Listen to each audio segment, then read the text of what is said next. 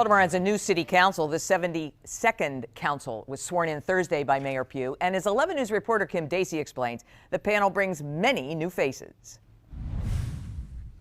The swearing-in ceremony ushers in 8 new council members. That's more than half of the entire council coming in as new members with new ideas. As member of the Baltimore City Council. Congratulations.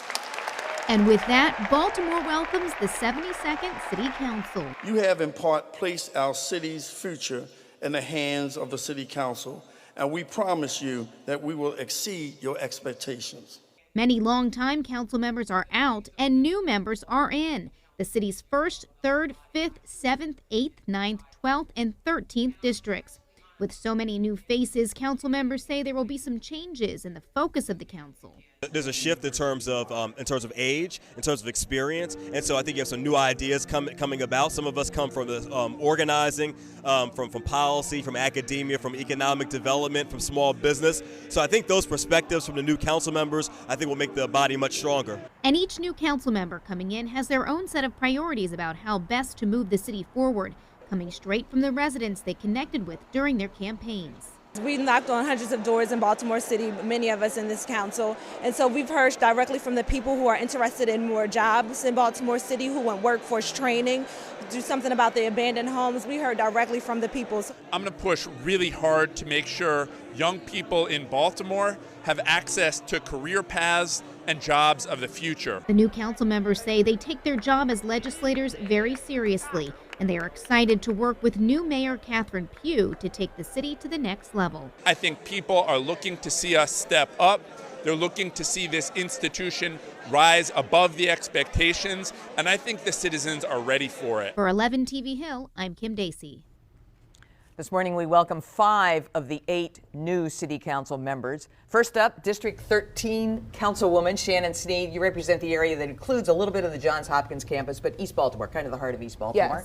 Yes. Zeke Cohen, the 1st District, Southeast Baltimore, Highlandtown, Federal Hill, Canton, Little Italy in your district too? That very familiar part. And Leon Pinkett, which is District 7. Yes.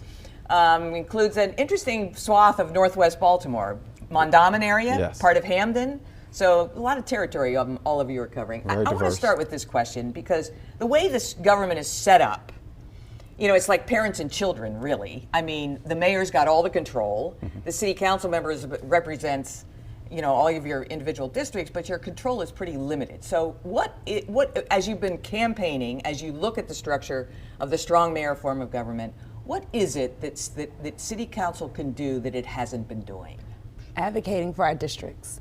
I said, excuse me, number one, we needed strong advocates. We need to make sure that we're out there speaking with businesses, speaking with nonprofits to let them know about our individual districts and what we need in our individual districts. So I say it's more about partnerships, and that's what we can do great, is getting out there and letting people know. Yeah, and I would actually challenge the premise a little bit, because I think that if we work collaboratively and collectively, we can do a lot as a legislative body. I think that part of the challenge with the city council is that there hasn't been a ton of organizing across lines. And so in my campaign, and I know in a lot of our campaigns, we spoke about being one Baltimore and the importance of caring not just for our own districts, but for our entire city. And I think that with incredibly talented folks like Councilwoman Sneed and Councilman Pinkett and all the rest that are coming on, and the folks that are already there, you're going to see an incredible city council that really is able to work together to accomplish big things. Leon, let me ask you, well, go ahead. No, I was going to agree with both Shannon and Zeke, and just add that I think part of our responsibility is to articulate a vision for our districts. I know specifically in District 7, and that's part of the reason I ran. I didn't hear a vision, I didn't hear a clear strategy for how you know, we can get out of the situation we are. You know, no slight on journalists, but there was enough reporting. We already know what the problems are. We need people who are about solutions, about collaborating, and bringing partnerships that can really move the needle. Well, you've all talked about jobs and education. I mean, how does the city improve the opportunity spectrum for young people in the city? Well, if you look at the city the way it is now,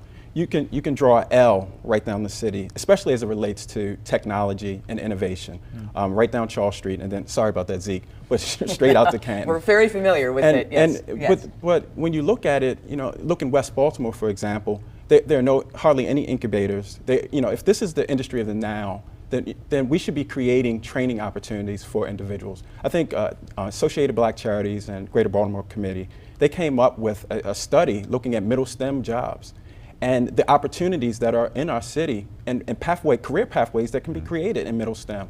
And so, I propose to lay out a vision in West Baltimore where we're tapping into innovation, we're tapping into, the creative economy to be able to provide, individuals with jobs right there in West Baltimore. How do you pay for it?